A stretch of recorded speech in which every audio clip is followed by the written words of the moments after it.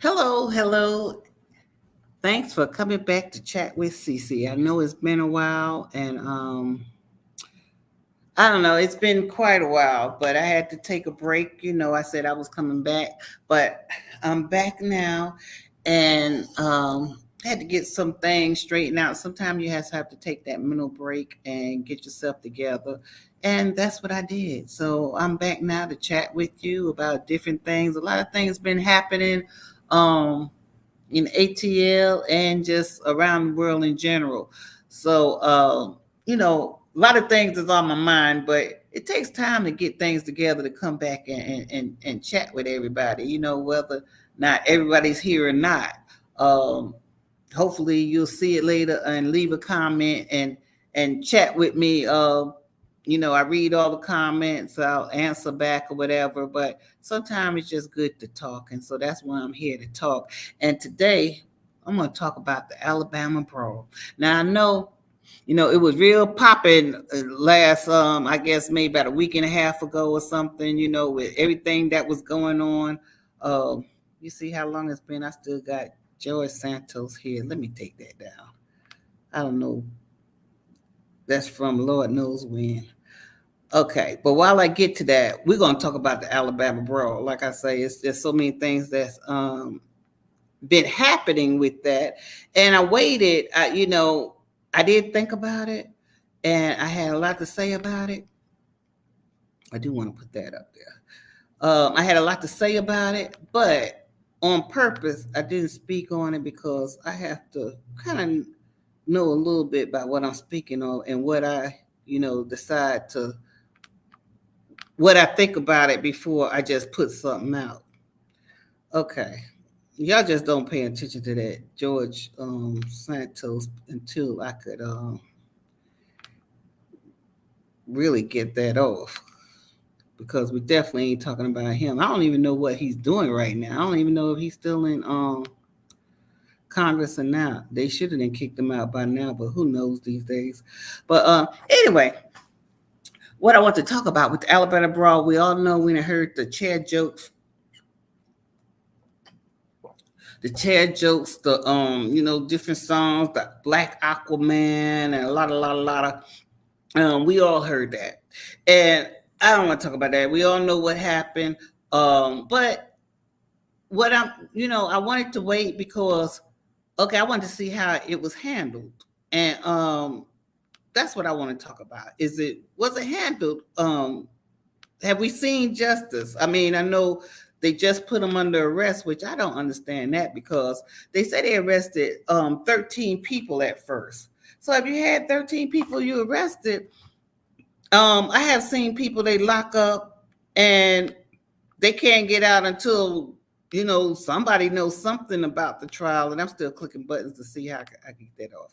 But somebody always, they look up until they hear something about the trial to see if they're going to release you or not.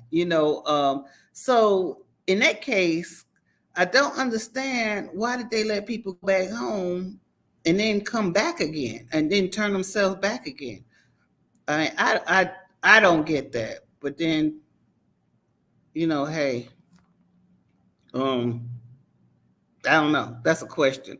I just don't understand why that happened. But and that's another thing. Okay, in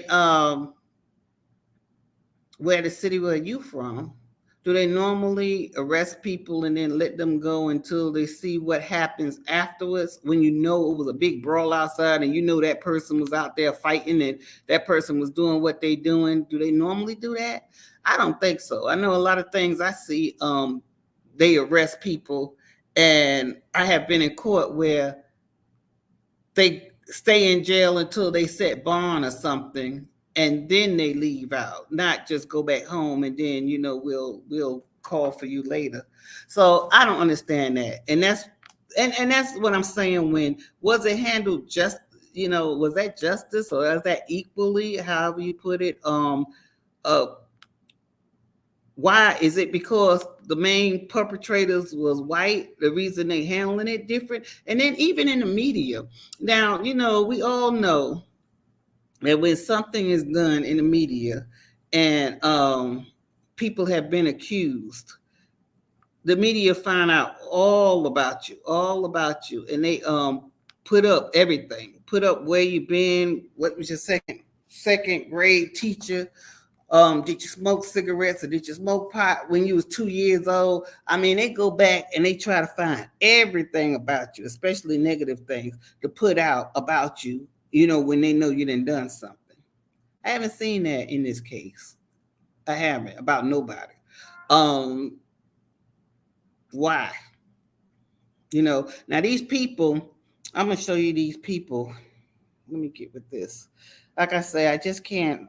I have to, you know, I've been away and my mind been other places, so I have to get back with the streaming system again. They have made so many updates on here that I gotta figure out exactly what's going on.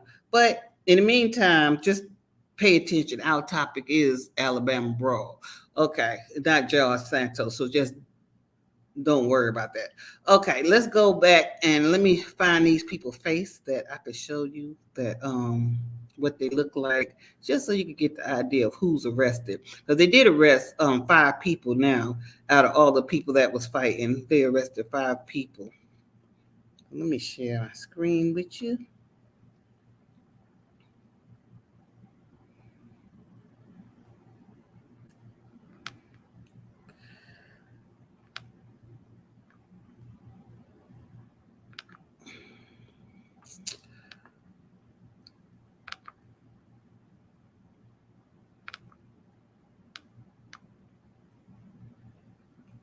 Oh my God, they didn't change everything. Okay.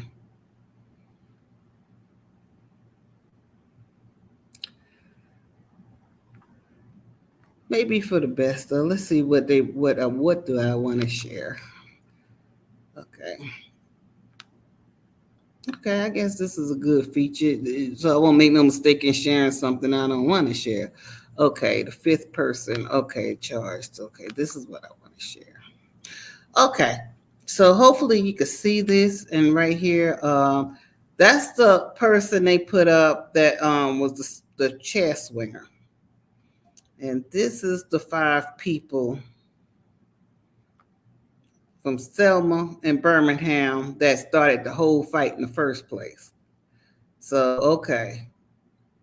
Now, out of these four people, I know 2 of them is store owners. The one that's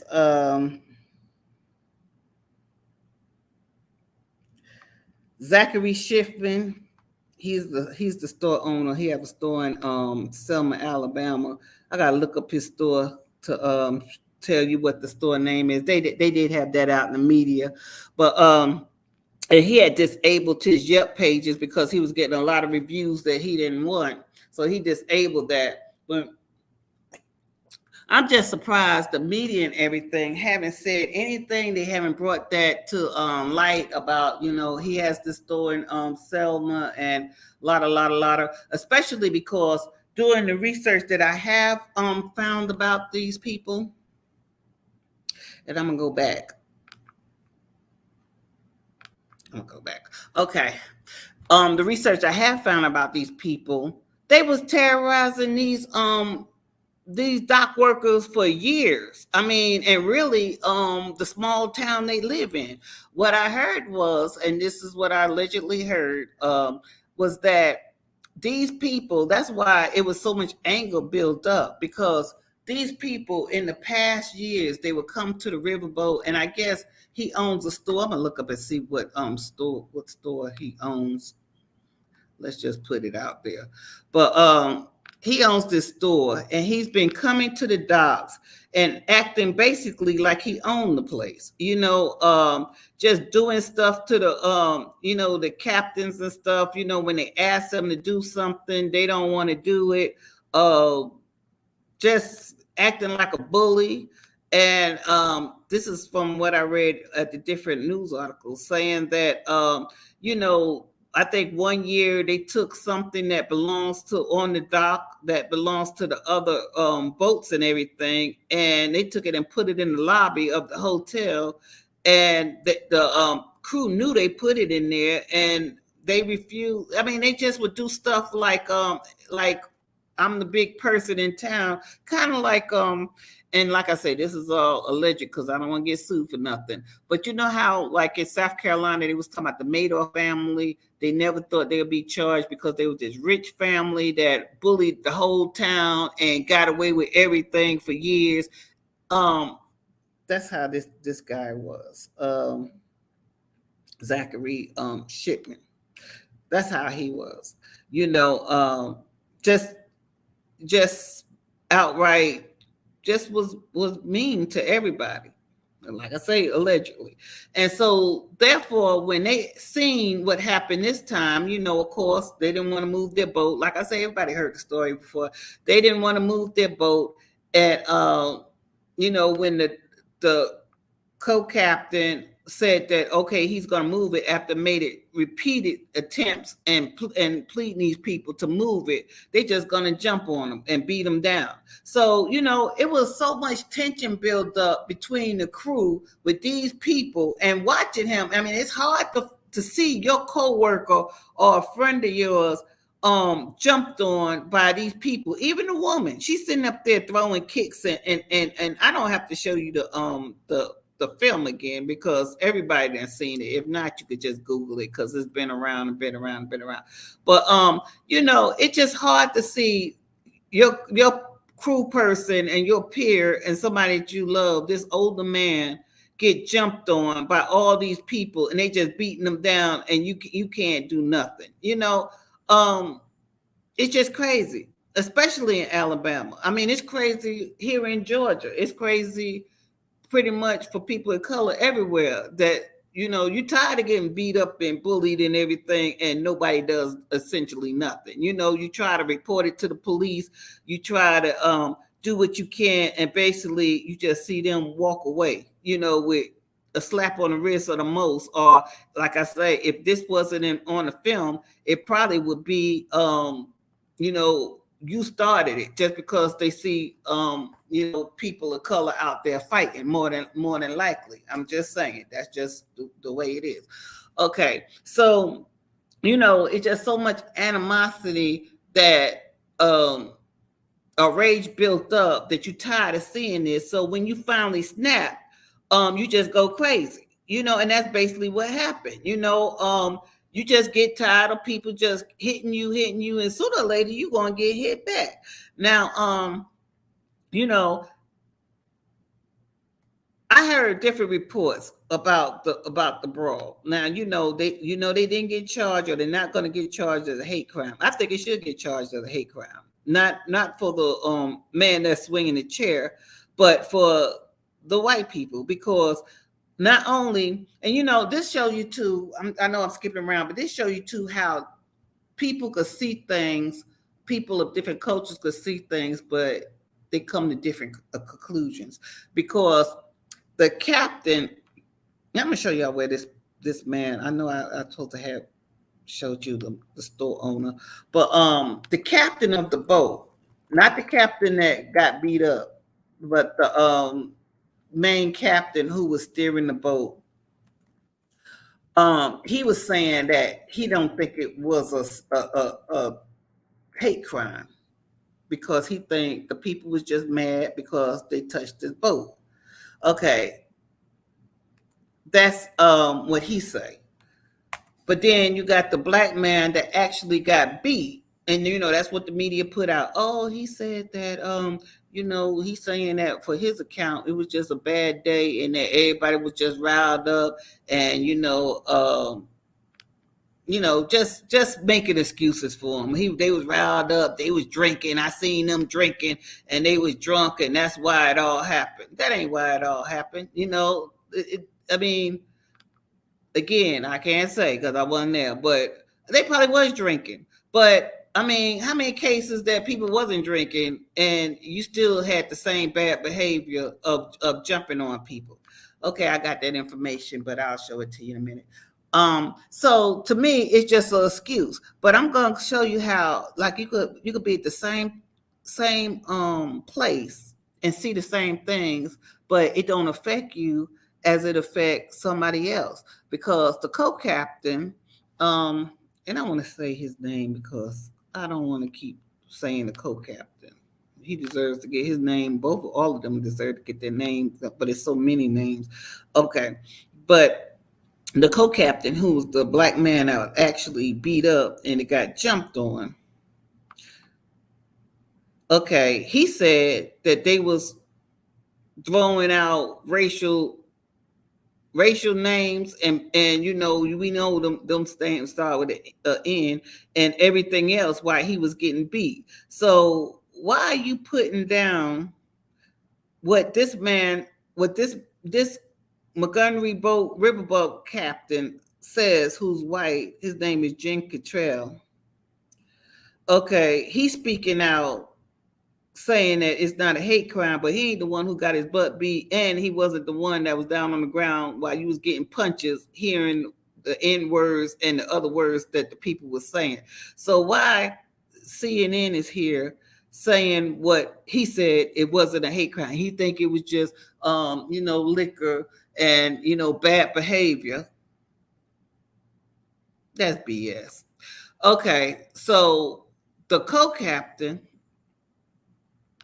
he said that it was definitely a hate crime, but ain't nobody paying attention to him. I don't see where the news is interviewing him and saying. I mean, I see in the media as far as online where he was interviewed and he said that it was a hate crime, but I don't see where the news don't have him up front and center and asking him exactly why do you think it's a hate crime. I mean, and I don't know the exact of what a hate crime, what you have to do to make it a hate crime, but I do know when people are throwing racial words at you and calling you all kind of thing, the motive behind it to me is hate. So I don't know what degree that it doesn't make it a hate crime, and why they're not listening to the person that actually got his butt beat, that was on the ground listening to them people throw punches and saying that, calling him all kind of names. To me, he should be the most credible witness of all.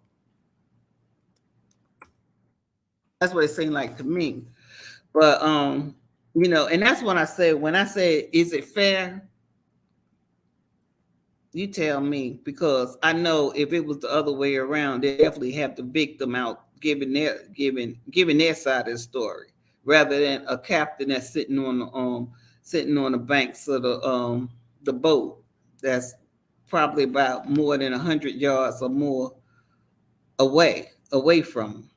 But in any case, like I said, they don't.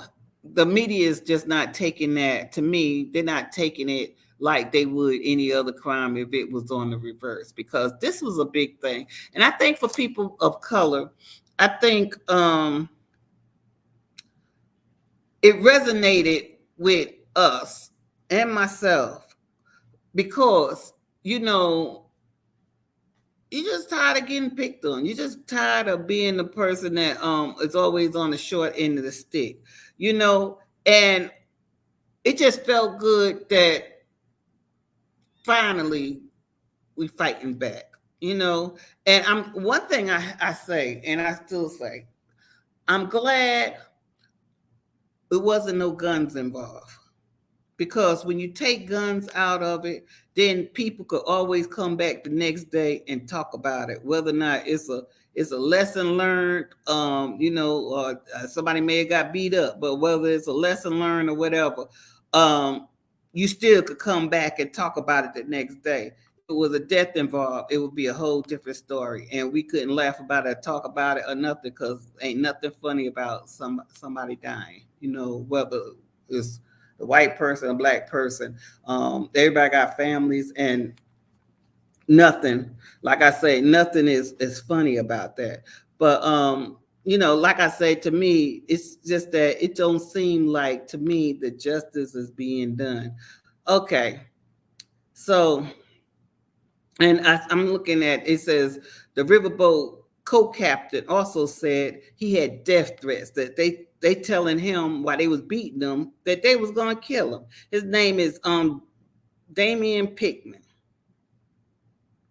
Damien picked. He said that this is that they said that I'm gonna kill you, MF. I don't want to get in trouble with YouTube. I just started back. I don't want to get in trouble. I'm gonna beat your ass, MF. And like I say, they said some N words was in on it. And I know when people get mad, they're gonna say stuff, but it just shouldn't have been. It just shouldn't have been done. It just shouldn't have been done. But anyway, these people, Todd, I'm gonna read their names. I haven't seen their pictures, but I don't know. Zachary Shipman, I know he owns a store. Todd Allen, Mary Todd, I don't know, that's husband or wife or sister or brother, whatever, and Richard Roberts. Okay, what do we know about them? And then look, Mary Todd is 21 years old. Richard Roberts is 48. Todd Allen is 23. Now you beating this man that's let's see how old Damien is.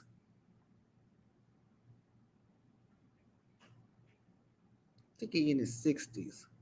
You beating this man that I'm quite sure is your father age or a little bit more. That's just totally ridiculous. I mean, just totally ridiculous. But anyway, so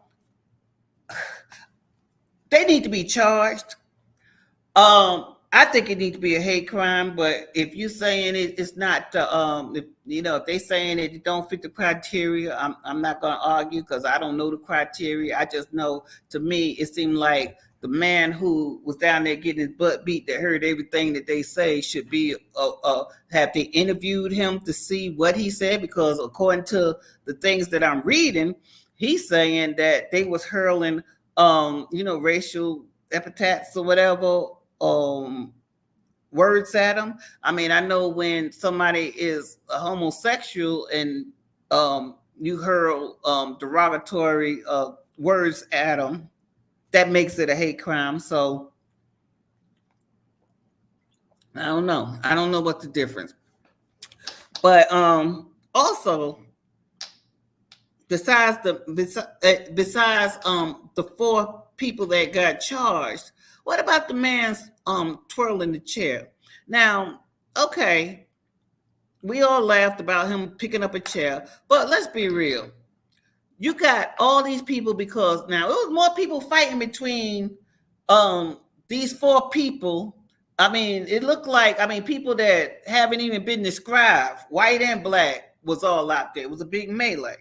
Okay, thinking about it, if I'm in a fight and I'm getting attacked by, you don't know, somebody jumping at me this way, somebody jumping at me that way, everybody jumping at you.